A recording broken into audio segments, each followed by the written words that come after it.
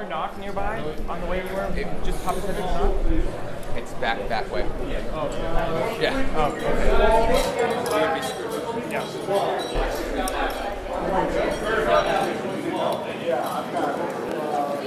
Now these are your guys. Yeah. And this is what you do for the end. You kind of put this. Well, we've never done a documentary of how Defcon happens and people, and since it's our 20th anniversary, I just decided to fund it and just give it away to the whole community. We're going to try to enter into some film festivals and documentary festivals, and we're going to give it to the community for free. And it's just really about this whole thing. I have over almost 300 volunteers helping me run it. There's no, and then so it's a community effort. I can't do it alone.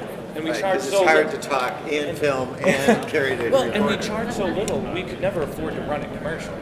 So it has to be run by volunteers to be accessible to everyone. And so these people put in so much time. We want to acknowledge them, but also a lot of people don't know how much work and what everybody does. So this is a way of acknowledging everybody and answering a lot of questions. Yeah. Oh, here you go. This way. This way. Yeah.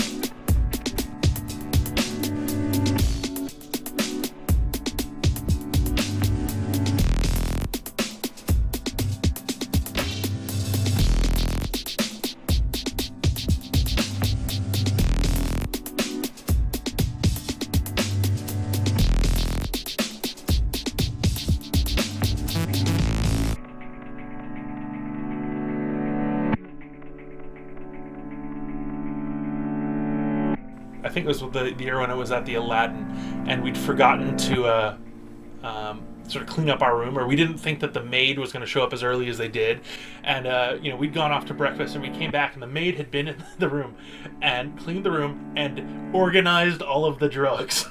So there's like a little pile of acid and a little pile of ecstasy and some other pills, and they're all nice, neat little piles. I was like, huh, well, I guess things are different in Las Vegas.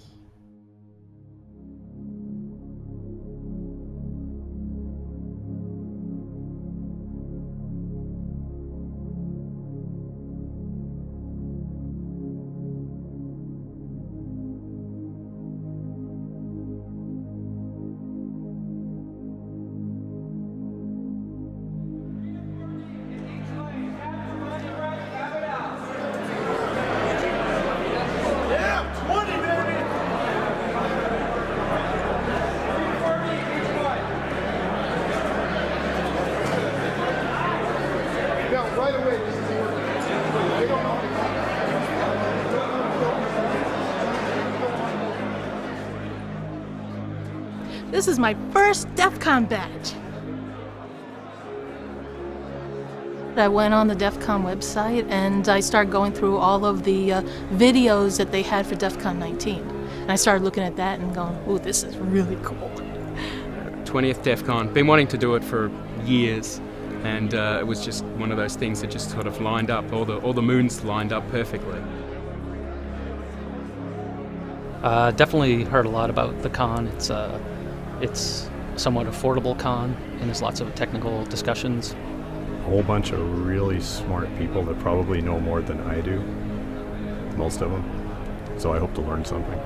You know, the opportunity to hang out with those people that really know what's going on was, you know, too enticing to miss out on. And I thought this would be an amazing place to just meet really intelligent people. So now I'm here, and I'm really excited. To meet a lot of interesting people and learn a lot, have a lot of fun at once. It's kind of, you know, a big congregation where people that pretty much live anonymously online get to actually socialize in person and kind of not have to worry about as much, revealing their identity.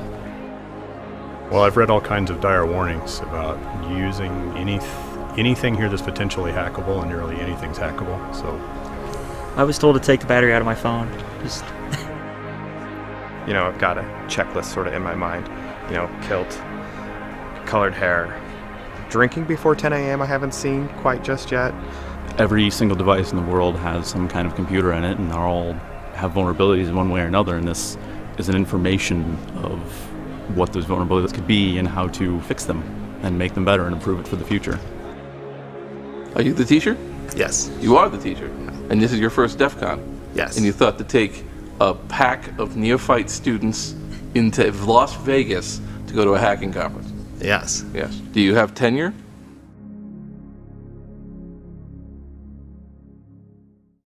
Rule number 1, follow the 3-2-1 rule daily. And please bear in mind these are minimums. At a minimum, 3 hours of sleep, 2 meals, 1 shower. By tomorrow afternoon, the pungent and stank aroma of many DEF CON attendees will waft through the air and hit you like a Mack truck. So remember, you plus deodorant equals everybody wins. Most DEF CON talks start with a great deal of alcohol and end with a great deal of alcohol. At least the good ones that I've noticed.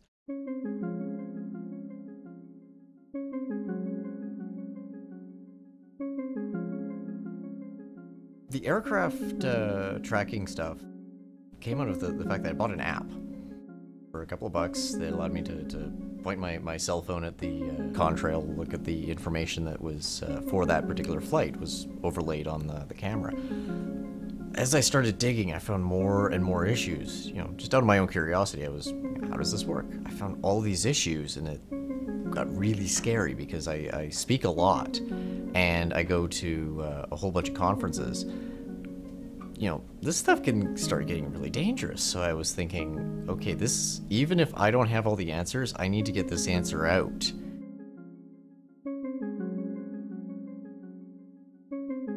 Really, I've done enough of these things and know that the crowd that I don't get, jitters or nerves or anything like that.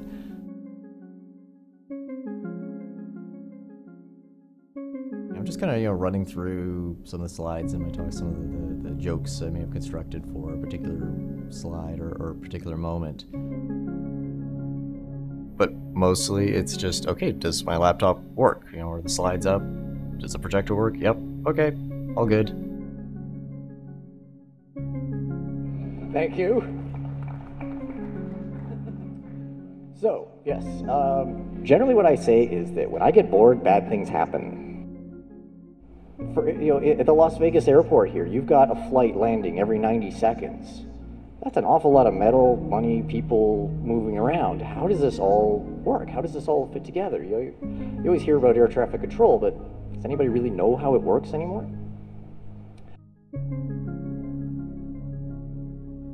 I think that the audience is looking to learn something new. They're looking for an entertaining discussion on interesting technologies that at the end of the day are kind of important. So increasingly my talks have gone into, why is the internet such an insecure place? What do we have to do? Not in theory, not to satisfy academic stuff, but like real world, what do we need to change to make this thing secure? All year, all my best research comes here. All year I work on, what am I going to bring to DEF CON for the next year? What am I going to do for this particular event? Because it's where it began for me. My career started because I started speaking out here in Vegas and started coming out to DEF CON and showing off these toys. I'll be honest, a lot of my talks have had nothing to do with security. It's just like, yo, look what I can make that thing do. The presentation was just facilitating, a dialogue with this industry, because unfortunately when something like, a major vulnerability in air traffic control, there's no phone number to call in for that and say, hey, can we talk about this? That doesn't exist. It was the first time I dealt with something that was really serious. Those are the real flights. The entire talk was theory. I had no facilities to actually test anything, you know, in a real world scenario, because obviously I don't want to be screwing with a plane while in flight. Now the tower is one step away between an evacuation and a tower-controlled code. My talks are stories. And that's the one thing that I advise everyone else giving a speech. You're telling a story to your friends about some cool stuff. I have hundreds of hours of research that I have to tie together into a coherent explanation of the world.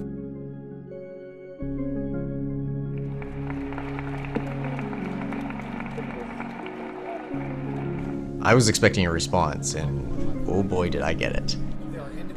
I was talking to people from, you know, major airlines, people working for airplane manufacturers, air traffic controllers, trainers. I've got a pocket full of business cards after this that I have to go through.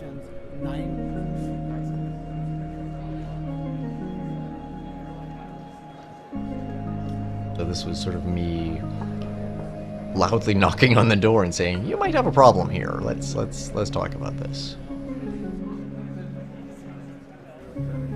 Over the years, I've gotten relatively high profile, and I am very happy and honored for all the obligations that come along with being a high profile individual. But I do miss being able to just wander through the crowds and see cool stuff and watch cool talks. You know, I got a lot of stuff I've got to do. There's a lot of obligations. I'm not complaining. This is a tremendous amount of fun that I get to have, you know, build all these crazy toys and fill Penn and Teller and show them off. The best moment for me at Defcon is always going to be at 4 in the morning when someone's showing off some really silly stunt that they built. And maybe it's good or maybe it's not, but man, they love it and they're enjoying talking about it. Go see, make sure, you know, Richard Thiem's in there for your, like, the cryptozoologist of the Defcon world. Always worth seeing Richard Thiem. I felt more at home where I didn't have to explain anything to anybody than any other context I'd ever been in. Real hackers are incredible. They take nothing for granted, and they look at things to see how they can be combined to make something new. And hackers really have an interesting, innovative, creative way, the best of them, of looking at all sorts of problems that a normal person wouldn't know how to do. And being fearless in the face of ambiguity, holding multiple representations of reality simultaneously in your mind, even though they may be contradictory and conflicting, and holding them there lightly while you explore which ones are a best fit for now to the sensory data coming into society. You know, Feynman, great physicist, he said, the interesting fact is the anomalous fact. Emphasize both fact and anomaly, because it says there's a whole cornerstone here of another way of looking at things that we're missing. Well, that's what hackers are looking for, and that's why I've taken to it so, because the edge where new realities are appearing and normals don't see them at first, but hackers are looking for them. They're kind of the little homunculus inside the machine. When I come here, I don't have to explain anything to anybody. I don't have to back up and explain my point of view or my point of reference or why I said what I said or what was ironic or what was meant straight up, because people just kind of get it. And that's a terrific thing.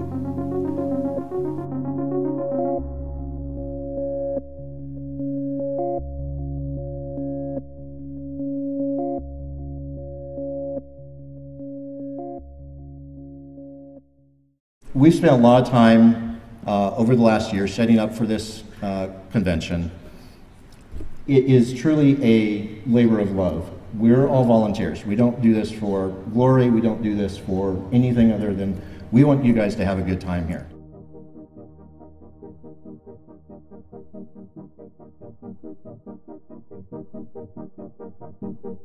If people missed a few years, their differences between their experiences is going to be pretty radically different. Defcon 1 was around 100 people, and we expect roughly 15,000 for Defcon 20. We work nonstop. I haven't seen 4th of July in like 7 years.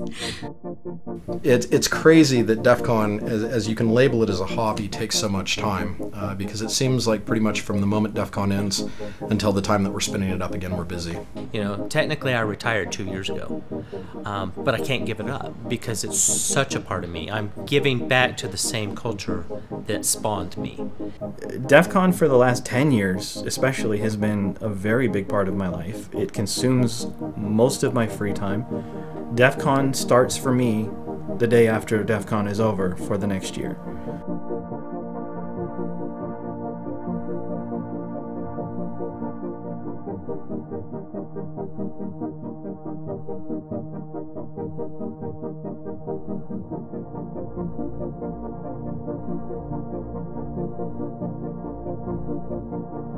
A lot of people who are hardcore DEFCON attendees or staff, they negotiate when they change jobs.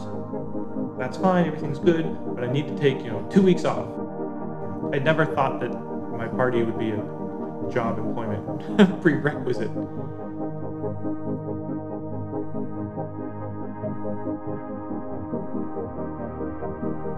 I am not kidding.